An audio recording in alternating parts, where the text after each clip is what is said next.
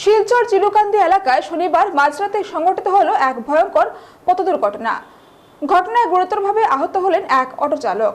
ঘটনার বিবরণে জানা যায়, শনিবার রাত্র আনুমানিক 12টার সময় শিলচর চিলুকান্দি সেন্ট্রাল পাবলিক ওয়ার্ক কার্যালয়ের সামনে পথ দুর্ঘটনাটি সংঘটিত হয়।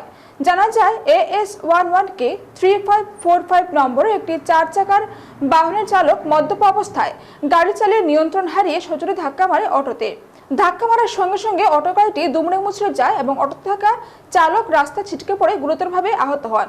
ঘটনাটি দেখে স্থানীয়রা তারাপুর আউটপোস্টে খবর দেন। খবর পেয়ে তারাপুরের ইনচার্জ সহ ট্রাফিক পুলিশ ঘটনাস্থলে উপস্থিত হয়ে আহত অটো চালককে উদ্ধার করে চিকিৎসার জন্য হাসপাতালে প্রেরণ করেন।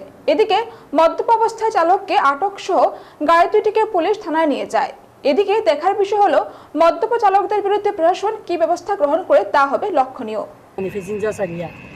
আর ওদিক দিকে মানে খানিয়া রাইতের সময় ওদিক দিকে খাটি আর দেখি আর আমি ওরকম খাটি আর রাইতের সময় খুব স্পিডে আমি সাইড লই নিয়েছি, আমার গাড়ি মাঝে মারিয়া ও নয় গাড়ি নিয়ে গেছে। কেটা গাড়ি মারছে? ও তো ওই যে সাদা গাড়িটা সাইডের নাম যায় না।